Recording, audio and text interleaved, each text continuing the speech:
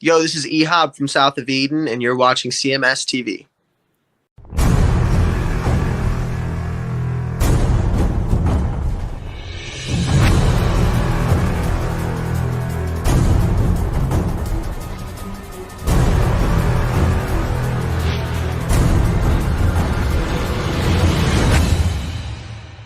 It's Deep Purple right here on your classic metal show with Knocking at Your Back Door, going out by request to Jackal. And just You're kidding. Jim wanted to hear that? Yeah, Deep Purple. Wow. Who would have thought? It's a rare deep track for Jim. And then we heard Danzig with Mother for Sal. And we heard James Hetfield doing a cover of Don't You Think This Outlaw Bit Has Gone Out of Hand. Okay. For Waylon Jennings cover. And that one going out by request to our friend Ruben Mascuda. All right, there we go. So there you are, fulfilling a few requests. There you go, good. Mm-hmm. Well, very all cool. right. So what do you have? I have plenty. I'm not going to get to the crazy one quite yet. Let's pepper it a little bit. All right. Let's do a couple of music things before we get into something legitimate. All right. I can't believe I'm going to say this, and I know people aren't going to agree, but for the first time in forever, I actually think Bon Jovi recorded a good song. Really? Can you believe that? Well, you know what? Again, Bon Jovi for me is one of those guilty pleasures. Sure. I'm not a fan of John Bon Jovi as a person, or right. Obviously he's another one of those liberal douchebags. Mm-hmm. He always thinks he's above the fray of any kind. Sure. He walks on water. But after watching the documentary and stuff, he's not exactly Mr. Squeaky Clean, or at least that's the impression he was trying to leave. Sure. In the documentary. I mean, again, he married a gal that, pretty decent looking girl, but now she looks like, the ladies who fed me lunch at school.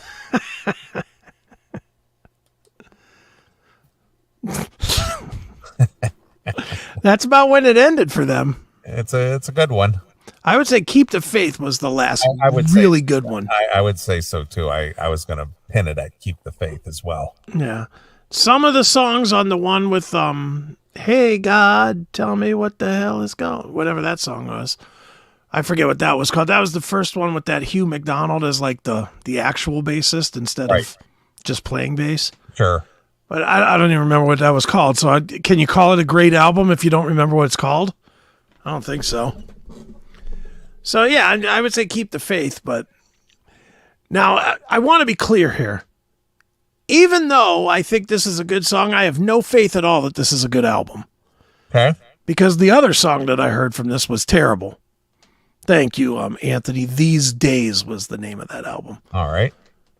But he released a song this week called Living Proof. And after 30 years of dreary and dull, this is actually not bad. This is the best Bon Jovi has sounded in a really long time, in my opinion. Sounded or the song is good? The song is good. He sounds okay. Mm-hmm. But the song itself, this is the most Bon Jovi sounding song in my world of what Bon Jovi sounds like. Kind of a hard rock band. Yes, this is the most Bon Jovi in 25 years. Not a minivan driving pop song. No. Not This House Is Not For Sale Bon Jovi. This is throwback Bon Jovi, which maybe did that because he was doing the documentary, or maybe he just wants to do something good again. I don't know, but hey, John, when are you going to do something good again?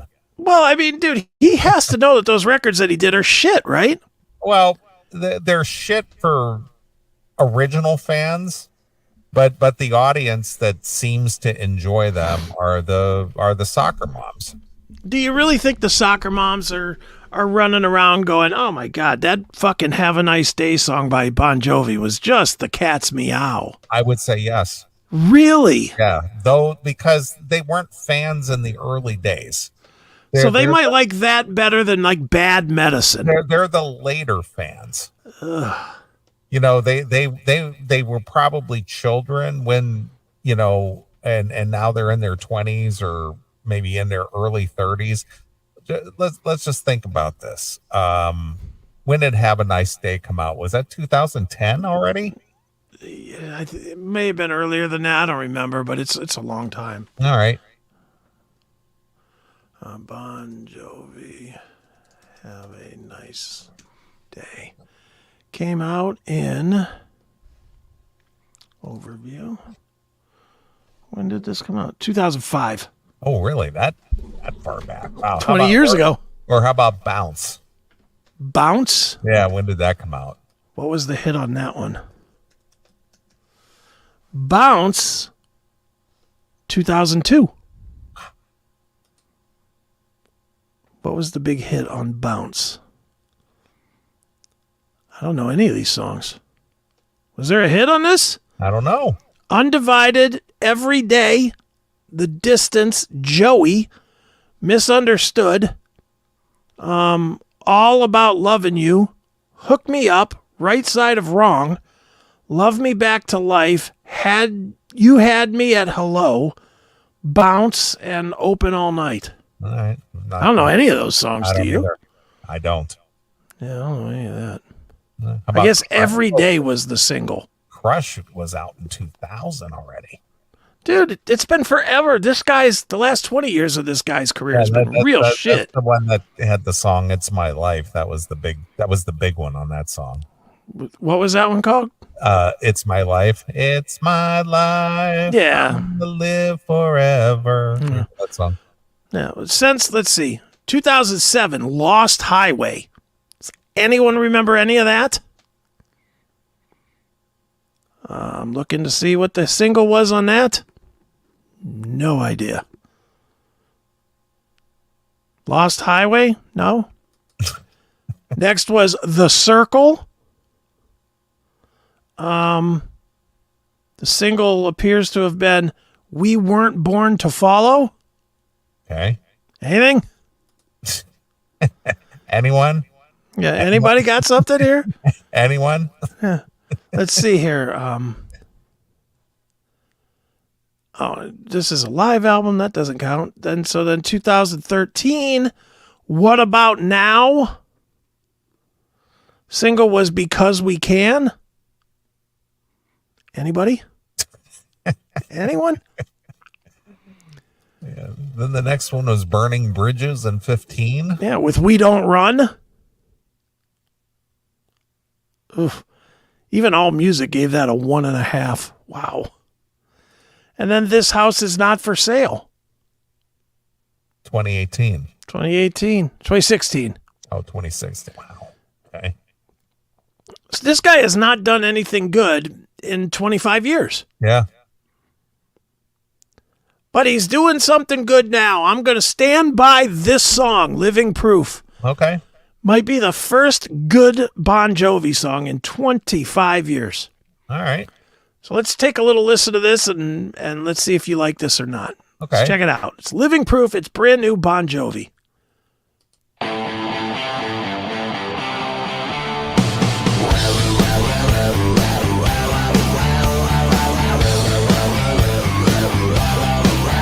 Does the sun still shine on a dead-end street?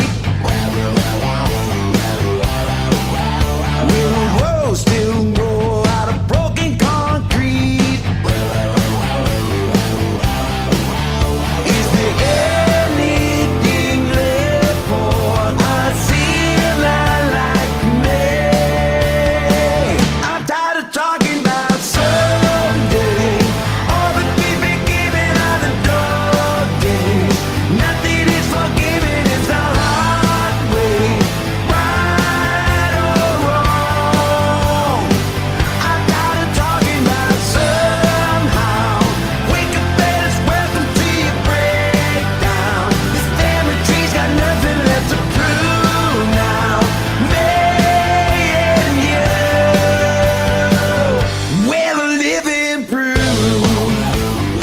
What do you think?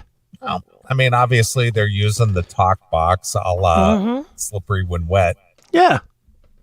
You know, it's a catchy poppy song. Yeah. I mean, it's not the drivel that he's been churning out, but it's just not lay your hands on me for God's sakes, but it's not bad. It's just a straight ahead. What do you want to call? It's not a hard rock song. No, it's just a rock song. It's a crappy version of Born to Be My Baby. Yeah, something like not one of the upper echelon Bon Jovi songs, right, but if you take one of the mid-level hits like Born to Be My Baby and dumb it down 25, 35 years, that's this song. Yeah. Not horrible, but it's better than Have a Nice Day or, anything like this. This house is not for sale. Yeah, I mean, This House Is Not for Sale was just dreary drivel. And he sounds okay. Yeah. You can still tell he's had, having he's not quite the Bon Jovi of yesteryear, but it's a lot better than the performance he was having troubles with, which at least, and that's one thing I'll give him credit for. At least they covered that in depth in that documentary about the issues he was having with his vocal, and at least he could admit that he knew that he was having problems. Do you secretly hear about him having all these issues and whatnot and think, man, Karma is a bitch, motherfucker? I haven't given it that much thought, to be honest with you. I definitely have. When I heard the bad vocals 5 years ago or whatever, in my head I was like, you know what, Lon Friend is smiling somewhere. Yeah. Knowing how bad he got fucked. I just heard it and was like, all right, well, sucks to be you, John. You're getting what you deserve. Because he really, from what we heard anyway, he really did him wrong. Lon told us the story himself. And we've heard other things about him from other people as well. So absolutely. We've definitely heard that he was one of the real cocksuckers back in the day. And so could possibly still be. He may very well be. I mean, just because he has a documentary that's apparently showing his weakness, right? That could be the way they wanted to frame it as well. Yeah, I'll never forget Ryan Cook of Hair of the Dog. They were kind of on an upward trajectory for a while. It was one of those bands that I got on board with right away when I first heard them. And we supported those guys. We loved Hair of the Dog. They, every time they put out a new release, we featured it and the guys on and went to the shows, and they were on an upward trajectory. They were opening up for Rat, they were opening up for Cinderella, and they were just playing all the shows that they could, and they had the opportunity to open for Bon Jovi and play a few shows with them. And Ryan said, they had finished up their set and he was standing backstage, and he said John came walking down to the stage before they went on, and he went over and said hello. He says, told him I introduced myself. I said, I'm Ryan Cook. We're from Hair of the Dog. You're the opening band. I've always been a fan, and he said all John did was look him up and down and go, how did you even get back here? Yeah. Not thanks, appreciate it, nothing. It's just, how did you even get back here? Yeah. I don't know. Well, dude, I've told my story, my one Bon Jovi story that I have when I was interviewing Richie Sambora. I was interviewing Richie backstage, and me and him were sitting in the dressing room just doing an interview, and John came walking into the room, and he was like, who the fuck is this guy in our dressing room? I was like, I'm looking around like it's somebody else. He's talking about me. And I mean, I was literally holding a microphone interviewing Richie. Right. And Richie gave me like one of those looks. Yeah. And I just was like, all right, man, well, we'll wrap it up here. Because I was like, I don't want to cause a problem here. Sure. I mean, like, dude, you've been backstage enough. The last thing you want to be is that guy. Right. That's causing a problem and, causes somebody to start yelling at somebody else, because it's uncomfortable. And who wants that shit? Especially when you're just trying to do a quick little a little interview. And, but I was there with a badge, with a pass. Who the fuck let this guy into our dressing? What? What are you talking about, dude? Easy. Yeah, no, hey, could you excuse us for a minute? Or, Yeah, right. The courtesy, I guess, that was not there. Well, I've heard from other people too that he's very abrupt like that. Mm-hmm. Typical Jersey douchebag. Yeah, pretty much. Pretty much. Do you want to hear a little more of this song? Or? Yeah, let's hear just a little more. All right, let's try a little more of this. So it's Living Proof. It's Bon Jovi.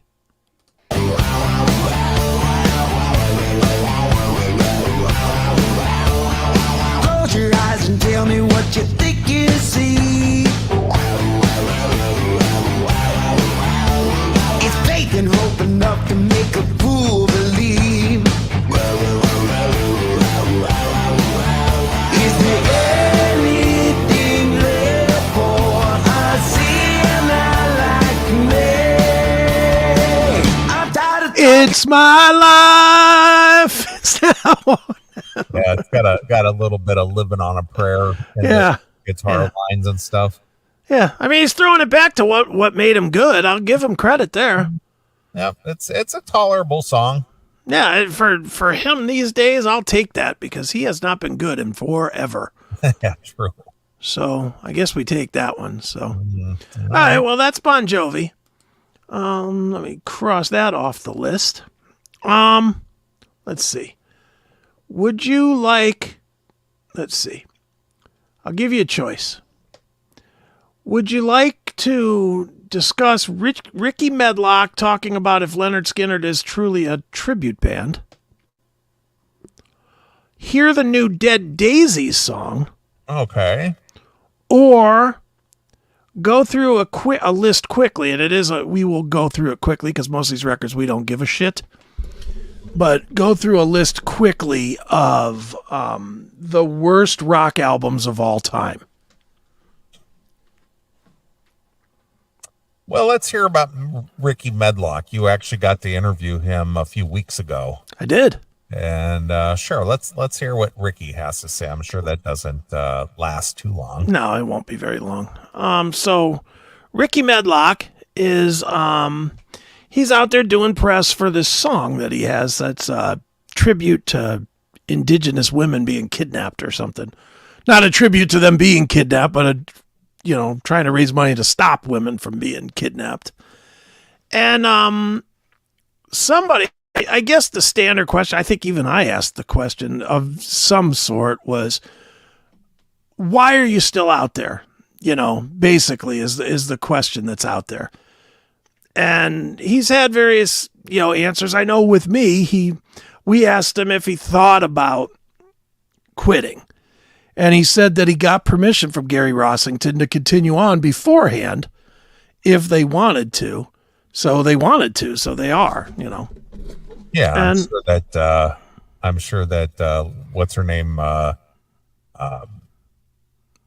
wife or whatever. Yeah, well, the Ronnie Van Zant's wife. I think she owns the Skynyrd Okay. or something. So I'm sure she doesn't mind, cashing those checks either. Yeah, I'm sure she don't mind sitting home getting, $250,000 a year from those guys going out there and playing or whatever. Yeah, exactly. Whatever the number is. I don't know what the number is, but yeah, so he was asked about going out, same kind of question that I asked, to this Real Music with Gary Stuckey. And he said, we hear a lot of, it's nothing but a tribute band. Well, they even said that when Gary was still alive. But here's the way I look at it. You've got the original singer's youngest brother, Johnny Van Zant, that has been in there almost 37 years. You've got me. That's my second go around with the band, and I was in the original group, the Formidable group.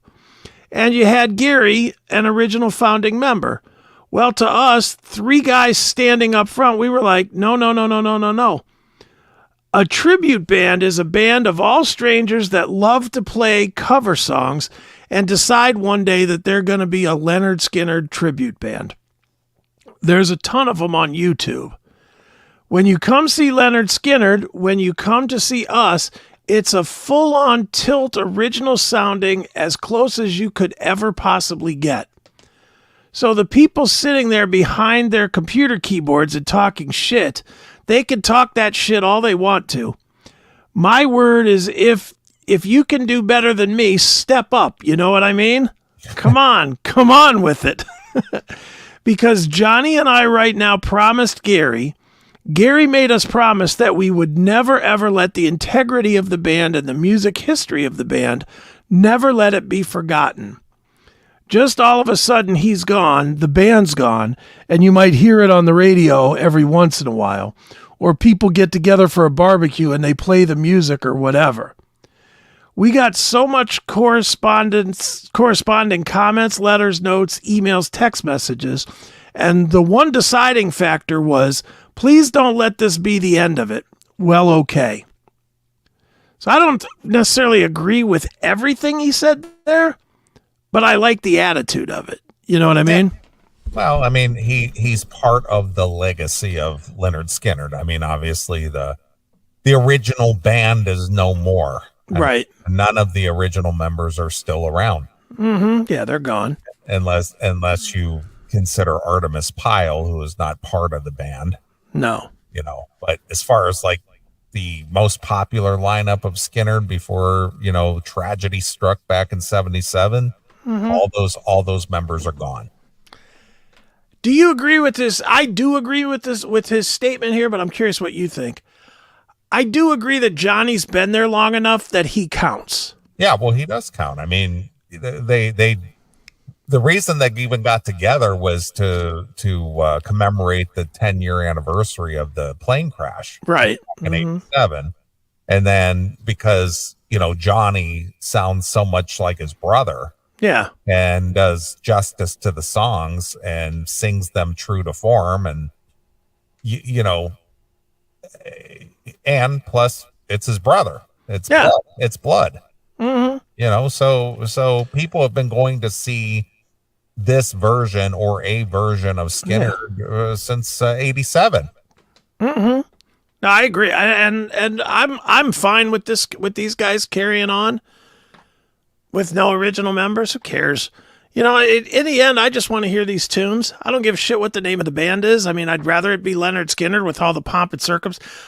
I would like to have enough money to be big. Does that make sense? You know, I would rather see that than see 5 yokels at the fucking Foundry, you know, playing with a Confederate flag hanging in the background and calling themselves, you know, ooh, that smell or whatever. Skynyrd Lynyrd. Yeah, Skynyrd Lynyrd or whatever, you know, or you know, Van Zant Lives or whatever the fuck. Right. You know, I would much rather see a big show because they put on a big, great show. You know, I've seen Skynyrd. I've never saw the original Skynyrd. No. All I know of Lynyrd Skynyrd is Scabs. Really? Yeah, well, I mean, 77, you were only a kid. Yeah. You know. Yeah, I mean, I've seen Skynyrd 4 or 5 times, and it's always been a mishmash. And it's never been the same lineup even then. No. You know, I mean, we had our friend Ian Evans that was in it. And was he in it or was it Bobby Capps? I don't remember which guy was the guy. Ian Evans. Ian Evans. 38 special. But then he passed away, so then it was another guy the next time I saw him. And, you know, but I always saw, you know, Johnny Van Zant and Gary Rossington and Rickey. Those were the constants for me, so whatever. Anymore, I just think that lineup doesn't even matter anymore. I really do. I think more and more, especially now with the prices being the way they are, I just want a good fucking show. If I'm going to spend $250 to go see Lynyrd Skynyrd, they better fucking deliver. Right. I don't want to see, well, here he is. He's 83, but here's Artemis Pyle playing the drums. Or, yeah, I don't give a shit. I really don't give a shit. I'd rather see somebody that's 25 that can play. Right. I just would, and play those songs the way they're meant to be played. So I don't know. So anyway, so that's what Rickey Medlocke has to say. Yeah. Plus, Michael Cardillone's been in that band for 30 years or whatever, too. Yeah. It's the damn Yankees. Yeah, and that's what, 93? Yeah. So that's 31 years. That's 31 years. Jesus fucking Christ. 31 years. His what was it? His cousin, or I think it was his cousin. Sister or something, his yeah. sister. She used to come down to the CMS. Yeah, I remember. Michael Cardillone's sister, I think. Was her name Susan or something? Yeah, something Cardillone. Vicky Cardillone, yeah. Vicky Cardillone. She used to she was a big fan of the CMS, and she used to stop down to the station and hang out with me a little bit every now and again. Right. Did you ever beat those skins? No. Just asking. I'd tell you if I did. I meant drums. What do you think I meant? Yeah, because her brother's a drummer. Right, of course. That's what I meant. All right, moving forward here. Let's see. Let's do the worst albums of all time. All right. Now, I hate lists, and I know you do too. At least I think you do. Well, right? you know, the only reason I like lists, to look at lists, is because depending on who put it together, you just look at it to see does this author, whoever put the list together, does their taste match mine? Right. That's the only reason I even look at a list. And it's almost always a resounding no. It's usually totally shit. I'm going to give this guy credit. This guy is pretty fucking spot on with most of this list. Okay. I can honestly tell you, I didn't come away from it with, I didn't know all these records. I will say that. I will say that up front. We'll go through them quickly. But the ones that I did know, I agreed with. Every single one of them was terrible. Okay. The list is by some website called I Waste So Much Money. Which, all right. Don't ask me. Some fan sent it to me, whoever it was. Thank you. But this is the list from bad to worst. These albums don't measure up. And it's a bunch of them that are just considered bad. All right. And there's maybe two things in here that we may question, but other than that, I think we'll probably agree with most. First one, The Doors' Other Voices. I can honestly say I don't know this record. Yeah, I don't know it either. Is this after Morrison? Maybe. I don't know. Bottom line is we don't know it. Number two, I know this record and it is shit. Fleetwood Mac, Time. Came out in 95. You remember this? I don't. It was, they put out a record without Stevie and Lindsay. It was okay. They did?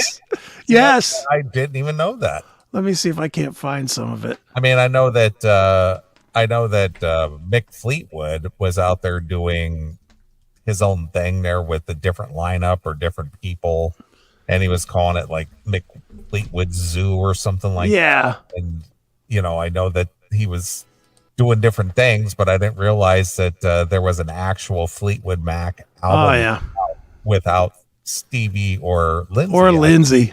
It's here. We'll play a little bit. All right. There's Talking to My Heart.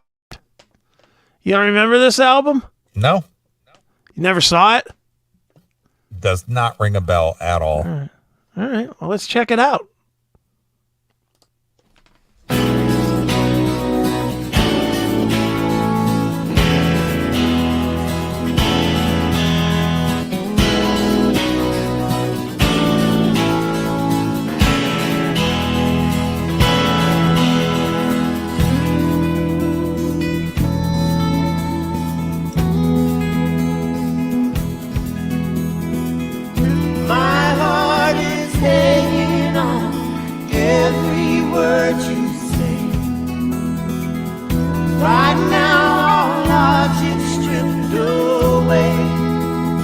I like that this is the first song on the record, and they're coming out trying to do the Stevie Lindsay harmony right from the start. Right. With the replacement players. This is terrible. Hmm. All right, here we go. It doesn't analyze your sincerity. It only listens and believes. Don't whisper, I love you, unless you know it's true. Be careful what you say. You're talking to my heart.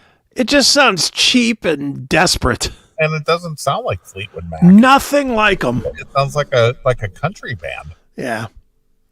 Unfortunately, I gave $15.99 for this piece of shit. That's why I was very aware of this one. This is actually the first time I even knew that existed. Yeah, I bought it. I bought it at the record exchange over there in Warrensville. I even remember where I bought this piece of shit. I just remember I was like, oh, cool, Fleetwood Mac. And I just was kind of, it was one of those like impulse buys. I was in there buying something else. And I bought this, and I just remember putting it in my CD player in my car and going, what the fuck is this? Yeah, I know. I don't recognize this as Fleetwood Mac. If you were to not have told me, do you know who this is? I would have never. I know. It would have never go, oh, isn't that Fleetwood Mac? Yeah, no. You would never think that. It's not good. It's really, really not good at all, so. I agree with his choice here on this Fleetwood Mac time. It's terrible. All right. I don't hate this record. I'm sure you do. Did not like it. I did go on that tour. Tesla was opening for this tour, and did not like Slang. I don't hate it. But it doesn't sound like Def Leppard at all. It's like their industrial record or their. Oh yeah, they were trying to do the grunge. The grunge. Yeah, they were trying to capture what was going on at the moment. Right. So Def Leppard Slang. I think we can agree that if you're going to put a Def Leppard there, that's probably it. Next, Michael Bolton's Soul Provider. I can't say I know it. I don't like any Michael Bolton, so Soul Provider sits there with all the rest, I would say. Yeah, I wasn't a fan. Never a fan, so we'll skip that one. Probably skip this one too. Bob Dylan and the Grateful Dead. Ooh. Now I remember when they did that, but I didn't listen to any of it or heard any of it. Just hearing those two together, that makes me skip that in a hurry. Yep, 260s relics. Here's one we can agree on. Yep, Generation Swine. Generation Swine. What a bag of shit. Yep. Followed by this jewel, Van Halen 3. I agree with that too. That's what I'm saying. This guy's kind of on it. Scott Weiland, the most one. That's a really bad album. I don't know. You probably didn't listen to that, but you know what Stone Temple Pilots sounds like. Of course. It's like some shitty. I wish I was Frank Sinatra Christmas thing. But it's really bad, and he sounds really bad. Oh, it's awful. So I agree with that one. This is not a real good one either. Black Sabbath Forbidden. Do you know this? It's just basically Tony. Tony. Yeah, it's just a Tony Iommi project. Yeah. Probably the only question that I would have on this album is I personally thought Tyr was worse. Tyr. Mm-hmm. I didn't think Forbidden was that bad, but I could see where a lot of people didn't like it. It didn't sound anything like Black Sabbath. Well, not only that, but it was suffering in production quality too. Mm-hmm. Yeah, this was definitely not one of the better ones. Bad Religion. I don't think either one of us know anything about that. Do you? No. I know who they are. I just don't know that. Yeah. I mean, I've seen them once, but here's probably the only place I would disagree fully, and I'm betting you don't like this record, but it was obviously a commercial failure, and just sort of kind of came and went, and it was, it was one of the least memorable records for AC/DC. See, I thought it had some great songs on it, though. I thought Sink the Pink was great. I thought Shake Your Foundations was great. That's on there, right? Say, oh, shake your foundations. And I thought the song Fly on the Wall was good. I don't hate this one at all. I agree with Dude Bro in the chat. If we're going to go that era, Blow Up Your Video was the shitty one. That's not a good record at all. Other than This Means War at the end of the record. That's a good song. But, Sink the Pink rocks. I agree. Good stuff. I don't agree with this one, but it's the, is it Back in Black? No. And I think maybe that's where this thing hit, was it came after what Back in Black, and For Those About to Rock, and Flick of the Switch. Well, maybe what this author is going for is the weakest album in an artist's catalog. Maybe. Well, he should listen to some of the more recent AC/DC. I mean, he'd really have some choices. I mean, is this weaker than Let's Play Ball? I don't think so. Limp Bizkit, results may vary. I'm a Limp Bizkit fan. That is not a good record. I do agree with that. It's definitely not a very good record there. So, I'm sure you have no opinion on that, right? Not at all. Not a Limp Bizkit fan. This is an interesting one. The Who, It's Hard.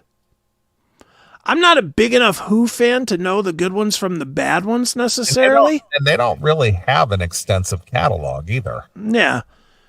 But I remember I owned this album at one point, and this had like Eminence Front on it.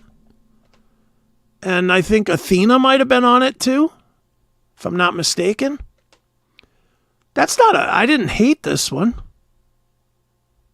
But again, I'm not a big Who guy, so. Do you remember this one at all? Well, I know the album, but could I tell you it's a good one or not a good one? I couldn't tell you.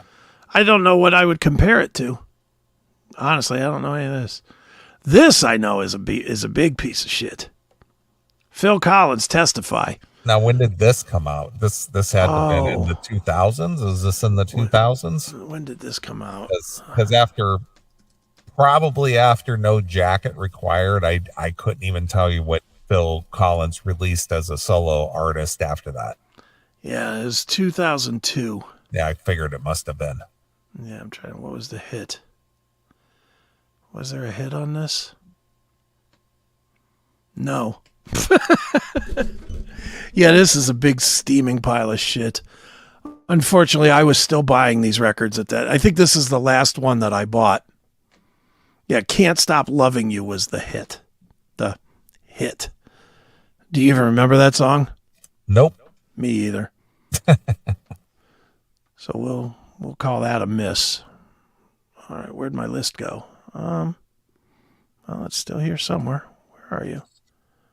Here it is. All right.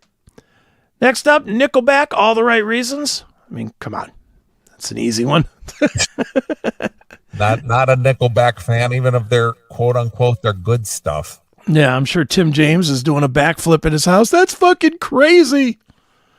That's one of their better records. But Nickelback, can't really argue that. CCR, Mardi Gras. I can honestly say I don't know the record.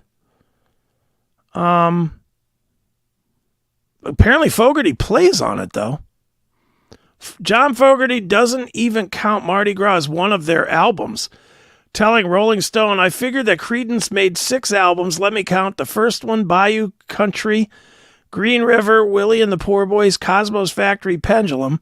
Yeah, 6. I wouldn't even count Mardi Gras. Neither would anybody else. I think this is the one that they did when they were having all the disputes with their record label. So he just basically shit on a plate and said, there you go. Yeah, here it is. All right, here, you and PC can have this one out. World's most overrated band. I don't know how well CCR are rated, to be honest with you. I mean, yeah. You know, I don't know. Are they? I like them personally. I do too. I mean, Fogerty is is a very talented singer-songwriter, obviously. As far as like CCR band is concerned, as far as the accolades that they get, I'm not really privy to knowing if people worship them as being a highly rated band. Yeah, You know, I mean, they're a good band. yeah. Everything I've ever heard, which I honestly am just more or less a hits guy with them, but I've liked all of it. All right, let's see. Bloodhound Gang, I'm sure neither one of us knows or cares. I actually know the album. I could care less. Iron Maiden, Virtual 11. I think we can all agree with that. So bad that they didn't even use the right picture of the right singer on it. Right. No Blaze Bailey for you, pal. The only question is, do you find Virtual 11 to be worse than the X Factor? They just both back to back. They were just bad. What are you doing? Yeah. I actually thought Virtual 11 was a little better. If I'm not mistaken, that one has Angel and the Gambler, I think, on it. I just didn't get the selection of Blaze Bailey as the singer for Iron Maiden at all. Yeah. Yeah, I agree. It didn't fit, and I love Blaze. I'm a big fan of Blaze, but he did not fit Iron Maiden. I like the solo work, but I just didn't get the. How did you think you were going to carry that off? Yeah, I don't know what Steve Harris heard, but both are bad. Maiden in the clubs, that is true. I saw him at Peabody's. Yep. I saw him at Peabody's. It's like, could you even imagine Iron Maiden today? Obviously, they're selling out stadiums everywhere they go. But at one point, they were at club level because of the loss of Bruce Dickinson and Adrian Smith. Yeah, it was rough times for the Maiden crew. It's like, look at the difference two players make. Yeah. That was another point. The album covers were terrible. You know. Look, of course, Jim. Jim just lives in Bizarro World from me and you. He literally lives in Bizarro World from me and you. If we like it, he hates it. If he hates it, we like it. Every time. Every time. All right, moving forward. Billy Idol's Cyberpunk. Now, I remember this out. This was the one when Steve Stevens left, right? And they brought in that country guy. Yeah. But then did the techno record with a country player. This was not a good record. This was the one that came out after Whiplash Smile, right? I think so.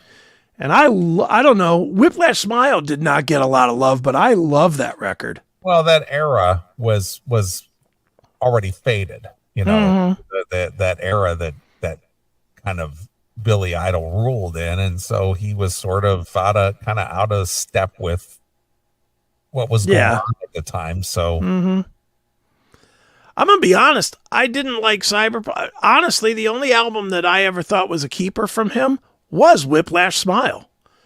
I didn't like the first two records especially. They had good hits, but nothing else. They had like 2 or 3 good songs each and then like 6 really shitty songs. Well, again, Billy Idol is a prime example of what MTV did for artists.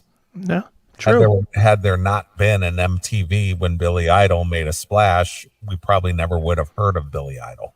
Yeah, that is true. I think I think Crazy Warlock's asking this of why I liked Whiplash Smile. I just thought it was good. I thought the songs were good. I love the song, Forgot to Be a Lover, Have Mercy. I like that tune. It was good to me. So, all right, moving forward. I know nothing about this, but this is the last one. Everybody's rocking. 25 minutes of horrible rockabilly. That's what Neil Young wound up recording for this studio record. I don't know. Is that the one with the pink cover? Well, let's look it up here. I think that's the one with the pink cover. He's like dressed like a 50s rockabilly guy, and the cover is pink. Everybody's rocking. Oh, yeah, it is. Look at you. Look at you knowing your shitty music. Yeah, because I was working at Camelot when this came out, and I remember when it came out, you know, we were just like, what the fuck is this? Let's give it a listen. I don't know this at all, so I'm not a fan, so Yep. I can honestly say without hearing it that it sucks, but all right, let's check it out. Here we go. Yeah, Everybody's rocking. I think this came out like in 83 or some shit. Jesus, he looks like more of a douche than he normally looks like. Good God. Neil and the Shocking Pinks? Really? Oh, man. All right, here we go. When Grandma and Grandpa get out on the floor, they rock until they drop and then they rock some more. Yeah, everybody's rocking you. Well, everybody's rocking you. Everybody's rocking to the dancing beat. From the Shady City down to New Orleans, the Golden Gate to the Bronx and Queens. Everybody's rocking. Yeah, everybody's rocking. Well, everybody's rocking to the dancing beat. Rock on! Well, this is the same time that the Stray Cats came out. Was it in that same era? It was same time frame. Good God. So he was just trying to capitalize on that? Well, you know, again, he was having a dispute with his record label at this time, and Okay. I think he owed him one more record or something like that. So this is what he gave him. Is this his Honey Drippers? I think so, and that came out about that same time Yeah. too. But that's a good record. Do you like the Honey Drippers or did you All not right. like it? Yeah, it was okay. I like that. I love the Sea of Love. I just always did. And hey, hey, baby, we're rocking at midnight. Right. It's so dumb that it's good. And I know it's like an old standard, but to me, that was cool to hear Robert Plant doing a 50s standard or whatever. Yep. Hearing Neil Young do anything is never cool to me. Well, I like I've said before on the show, I enjoy the live Rust and Rust Never Sleeps recordings. Those are the ones that I listen to if I listen to Neil Young. Yeah. I'll never listen to Neil Young. I can't take him. And it has nothing to do with his politics, even though he is a political dick. He's Canadian. Well, he's still a lefty dickhead. I think that Daryl Hannah, she's still with him, isn't she? That's her fault. I don't know what to say to that. That's her fault, I guess. Yeah. But Well, yeah. since we brought up album covers and Iron Maiden and different things, I sent you over a story that would dovetail right into this subject. All right. About album covers from Iron Maiden. I heard somebody mention the album covers from the 11. Oh yeah, I heard about this. Yeah. Yeah, so I thought this would make a good tie-in story. Yeah, here. absolutely. Good. I'm pulling it up right now. All right. Well, Iron Maiden's Eddie, a lookalike over 40 years of metal's best mascot, but I guess there's some rapper out there who says that Iron Maiden is suing him over his Eddie art ripoff. Yeah. Yeah. Yeah, I don't see the ripoff. I don't see how anybody could think that one was even influenced. What Right. are you talking about? Not at all. No. Totally different. Rapper Osamason claims he is being sued by Iron Maiden after ripping off a Power Slave era piece of Iron Maiden art for the cover of the deluxe edition of his latest album. As seen below in the screenshot of Osama-san's Instagram story, which is the news outlet Curicó shared the news with about the alleged lawsuit. Iron Maiden is suing me, so cover is gone, the rapper wrote, tagging the band's handle. The X post also shows the artwork of the rapper's Flex Music's Deluxe Edition, which was released in February, as well as the Iron Maiden World Slavery Tour art in question. The original piece of the Iron Maiden art features a mummified version of the mascot Eddie from the chest up being struck by lightning as he chomps on a chain. It's part of many images tied to the band's 1984 classic Power Slave, drawn by Derek Riggs. The version on Osamasan's record is a blatant ripoff, mostly recolored to reflect the darker gray Eddie, slightly warped with a minor modification made around the mouth. Rather than being set against the bright blue background with the scattered lightning around the mascot, an off-center pink hue surrounds Eddie with a darker colors around the top and the left border. Yeah. Loudwire has reached out to Iron Maiden's representative for a comment. Iron Maiden said, "We don't want to be associated with this shitbag." Right. Osamason is a younger rapper who's currently signed to Atlantic Records. His first album, Osama Season, was self-titled in July of 2023, and in December of last year, he made his major label debut with Flex Musics. Currently on his first. Well, hold on. Stop there for 1 second. Are you going to tell me nobody at Atlantic Records saw this and was like, I think I've seen this before? Really? That's the level of record exec you have, that you haven't seen Eddie, one of the most iconic fucking images in history? Yep. Jeez, oh man. I know. This is not correct, Crazy Warlock. That is not his real name. I don't know who this Gurr fella is, but I don't think that's his real name at all. I doubt his name is Nicholas. What are you talking about? Jeez. Okay, go ahead. Sorry. Iron Maiden's The Future Past tour will continue later this year with dates in Australia, New Zealand, Japan, all booked into September. Then the Metal Legends will begin their first North American leg of their tour in October with support from The Hue. Who are The Hue? Those are those like Mongolian guys. Oh, okay. Yeah. All right. They're all right. They're like extreme. All right. Okay. So this rapper fella, Iron Maiden said, "You're using our Eddie guy," and he said, "No, I'm not." Would you like to hear his music? Maybe he fits. Okay. Maybe he would be perfect for Iron Maiden. I mean, I'm not familiar with Osamason, but a song a month ago and it has 400,000 plays. Wow, that's quite a bit. Must be popular. Well, let's check him out. This is Freestyle from Osamason. Let's check him out.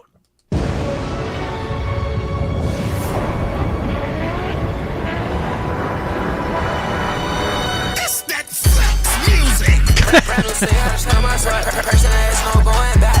SRT all black like that. Last of it is another bad. Last of it is another bad. Flex on this show going out bad. Flex on this show going out bad. How many hoes on full of hoes? Fly to LA, like a cat flow. Small 10 woods in the back straight dope. 10 freaky hoes in it, play what they know. They try to run on that sensitive. All right, I've had enough of that.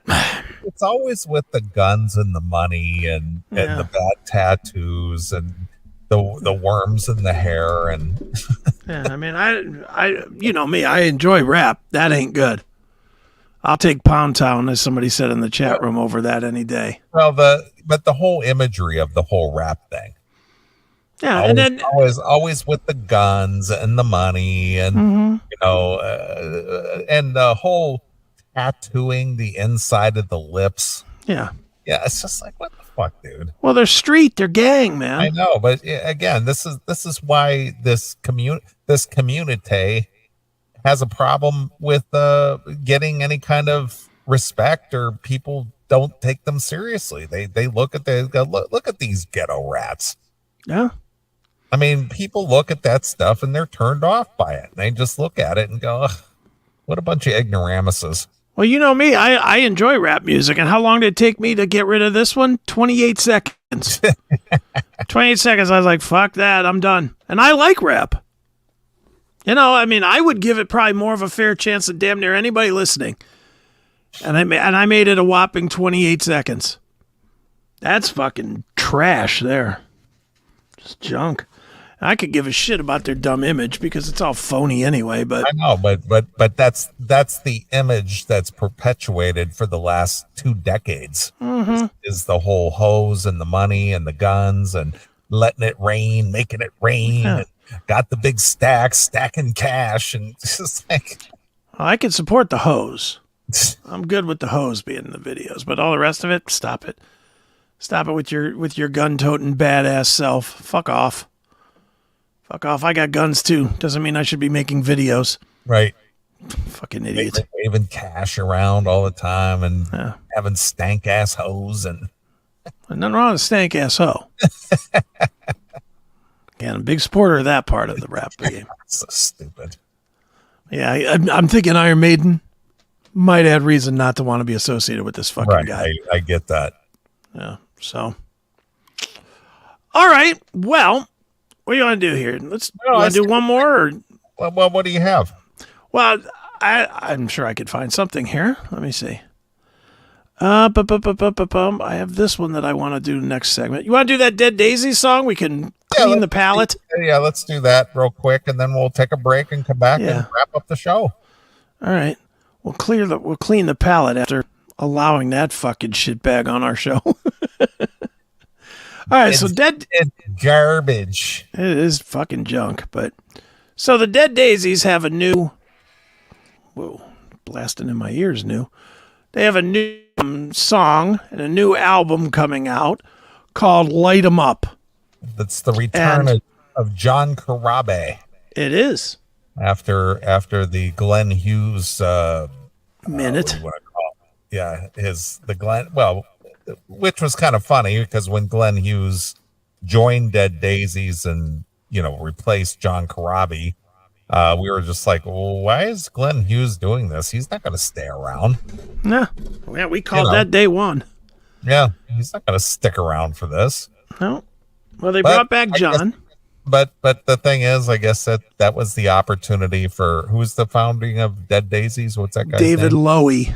Yeah, an opportunity to perform side by side with a music legend, I guess. Mm-hmm. Yeah, and I don't want to say anything bad about the Dead Daisies because they are super gracious to you and I. They really are. They invited you to the Arcada, which I believe you're taking them up on. Yep. And when I was asking you about the T-shirt the other day, it's because they're going to send you a bunch of swag. Oh, nice. So they're going to send you some swag, and they're going to. From what I'm told, you're going to get to go back and meet all the guys and do all that kind of shit if you're so inclined. Okay. Although I know for a fact Joel wants to meet you. He wants to meet you, dude. I love the Dead Daisies organization, IDB group, Okay. or IBD group. Yeah. So the nearest show to me is like 150 miles away or whatever. He offered to fly me there. Really? For 150 miles. Yeah. He's like, can I send a car? And I was like, well, it's 150 miles, dude. That's a long fucking Uber. And he was like, and I just told him, I said, dude, it's way far. Because that's a little far to go to. Where are they playing? Where? Harrison? Oh, Harrison, Ohio. Okay. Yeah, and that's the closest to me. Is the two closest shows are the Arcada and Harrison, Ohio. Okay. All right. Neither's close. And I told him, this guy, Joel, and I've known Joel forever. And I told you, but we've never met. And I told Joel, I said, dude, I'd love to go. I'll catch you guys when you come back through on something a little closer. But this is pretty far. And he's like, well, what if I send a car? I was like, dude, it's like 120 miles away. Well, what about a flight? Well, it's a lot further than that. Harrison is right outside of Cincinnati. Oh, is it? Okay, so it's even further. Yeah. And I was like, so then he was talking about a flight, and I was like, dude, you don't need to fly me. I'm just a fucking douche. You don't need to buy fucking plane tickets to get me to a show. Yeah, get a plane out of Cleveland to fly to Cincinnati. And then get a car from the airport. Yeah, I'm like, dude, you're talking about hundreds of dollars to come and see a show. It's like, and I know Loey's got the money. It's not about that. It's just more like, I'd rather just see you when you come back to Akron on the next leg. Right. Because they will, if the closest they're coming to Cleveland or Akron is Harrison, Ohio, they're going to play somewhere closer the next run, you would think. So I told him, I said, nah, I'll just catch it on the next run. But he's going to take care of you. I forget when that show is, but it's pretty soon, right? In June. Yeah, it's coming up. So you'll be taken care of. So in any event, my point is I like the Dead Daisies. I'm a big fan. I'm obviously a huge fan of Karabi, so he's a phone book guy for me. So I just knew this was going to be good, and I think it is. So let's check it out a little bit. This is brand new. It's called Light 'Em Up. It's also the name of the album, and it is the Dead Daisies. Let's check it out.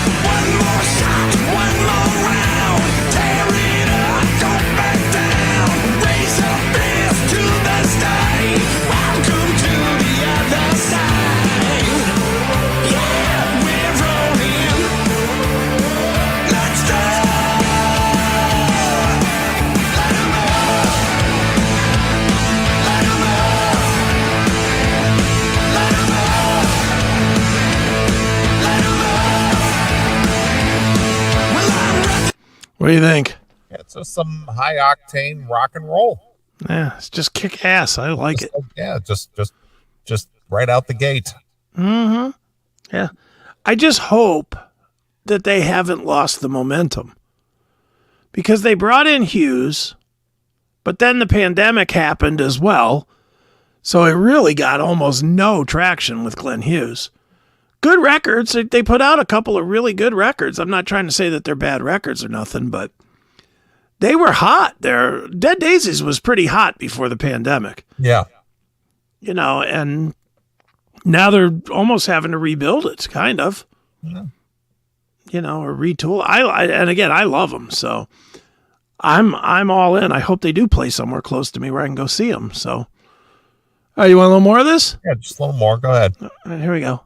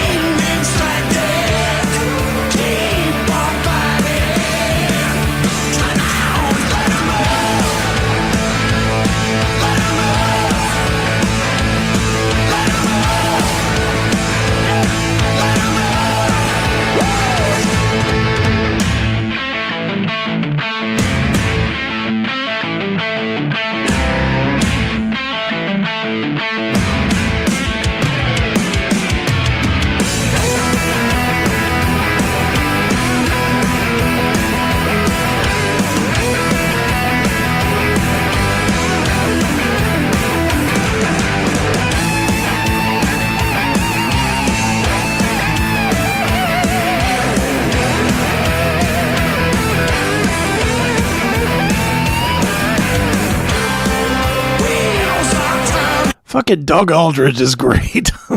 You know, not only is he great, but he's a really nice guy too. Yeah, he's almost too nice to be in this business. I agree. He is one of the most pleasant, nicest guys you'd ever meet. Mm-hmm. Yeah, I don't think they lost John, dude, bro. I think they moved away from John to have, I think David Lowy wanted to work with Glenn Hughes. That's the one thing about the Dead Daisies. They are a revolving door, as far as musicians. Yeah, and it is weird how they come and go. Yeah, it's kind of a project. Mm-hmm. But the best lineup is with Karabi in it and Aldridge in it, and I guess Lowy in it as well. I mean, he's good as well.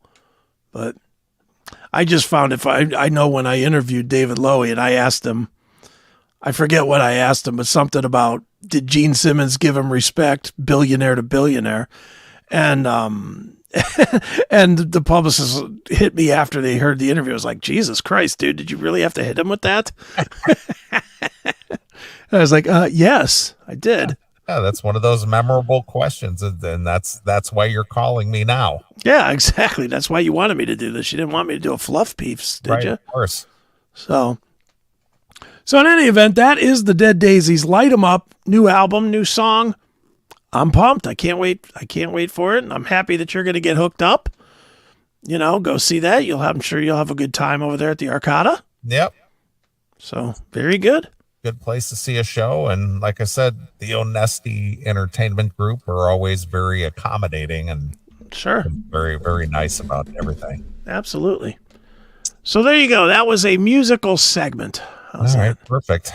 All right. Well, I will let you pick a Dead Daisies song since we're talking Dead Daisies. You play that one if you want. Play the whole thing.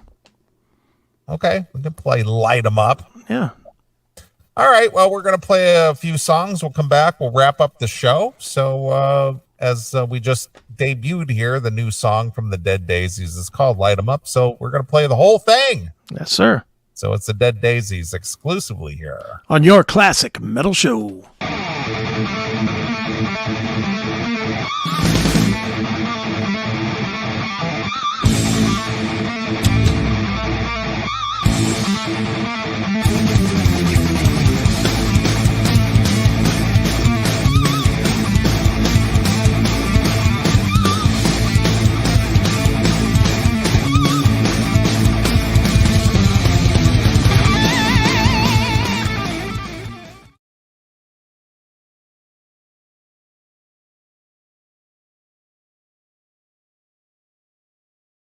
Hey, it's Chris Aiken from Chris Aiken Presents, the Classic Metal Show, and the Seth Williams Show.